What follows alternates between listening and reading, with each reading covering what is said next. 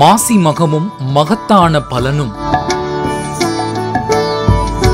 தமிழ் மாதங்கள் ஒவ்வொன்றும் ஒவ்வொரு விதத்தில் சிறப்பு வாய்ந்தது. அதில் மிகவும் விசேஷமானதாக பார்க்கப்படுவது மாசி மாதம். மாசி மாதத்தை மகத்தான மாதம், கடலாடும் மாதம், தீர்த்தமாடும் மாதம் என்று சொல்வார்கள். அதிலும் மாசி மாதம் மகம் நட்சத்திரம் மிகவும் சிறப்பான நாளாக கருதப்படுகிறது. அந்த நாளில்தான் பார்வதி தேவி தட்சனின் மகளாக அவதரித்ததாக புராணங்கள் தெரிவிக்கின்றன. கும்பராசியில் சூரியன் இருக்க மக நட்சத்திரத்தில் சந்திரன் சஞ்சரிக்கும் நாளில் பௌர்ணமி வரும் என்று ஜோதிடங்கள் கூறுகின்றன.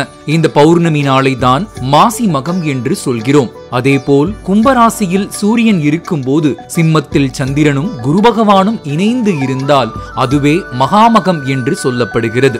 இந்த மகாமகம் 12 வருடங்களுக்கு ஒருமுறை மட்டுமே வரும். சில நேரங்களில் 11 வருடங்களில் இந்த மகாமகம் வரக்கூடும். அதனை இளைய மாமாங்கம் என்பார்கள். இந்தியாவிலேயே மகாமகம் சிறப்பாக கொண்டாடப்படுவது கும்பகோணத்தில்தான். இதேபோல வட இந்தியாவில் கும்பமேளா என்ற பெயரில் மகாமகத்தை சிறப்பாக கொண்டாடுகிறார்கள்.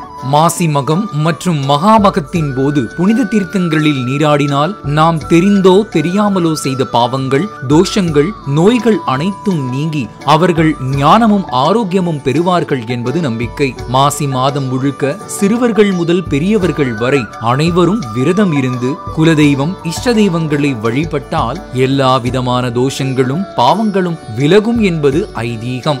விரதம் இருக்க விரும்புபவர்கள் காலையில் எழுந்து புண்ணிய தீர்த்தங்களில் நீராடி இறை சிந்தனையுடன் கோவிலுக்கு சென்று சுவாமி தரிசனம் செய்ய வேண்டும். குழந்தை பாக்கியம் வேண்டுபவர்கள் பயபக்தியுடன் விரதம் இருந்து வழிபட்டால் குழந்தை பேறு கிட்டும் என்று புராணங்கள் கூறுகின்றன. பொதுவாக புண்ணிய தீர்த்தங்களில் நீராடுபவர்கள் இரவில் நீராடக்கூடாது. பாரம்பரிய முறைப்படி உடை அணிந்து நீராட வேண்டும். சூரிய உதயத்தின் போது நீராடுவது உத்தமம். புனித நீர்நிலைகளில் வடக்கு அல்லது கிழக்கு நோக்கி நின்று 3 முறை சிறிதளவு நீரை உள்ளங்கையில் எடுத்து தலையின் மீது தெளித்துக் கொள்ள வேண்டும். 3 முறை மூழ்கி எழுந்து நீராடுவதற்கும் நன்மைகள் உண்டு. முதல் முறை மூழ்கி எழுந்தால் பாவங்கள் விலகும். 2ஆம் முறை மூழ்கினால் சொர்க்கப்பேறு கிடைக்கும். 3ஆம் முறை மூழ்கி எழுந்தால் அவர் செய்த புண்ணியத்துக்கு ஈடே கிடையாது என்றும் ஆன்மீக நூல்கள் கூறுகின்றன.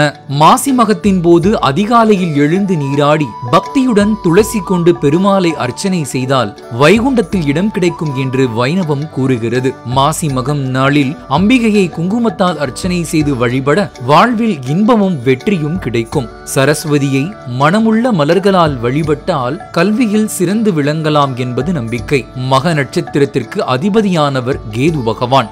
இவர் ஞானத்தையும் முக்தியையும் அருள்பவர். செல்வ வளம் சேரும் யோகத்தை வழங்கக்கூடியவர். மகத்தில் பிறந்தவர்கள் ஜெகம் ஆளலாம் என்ற கருத்தும் உண்டு.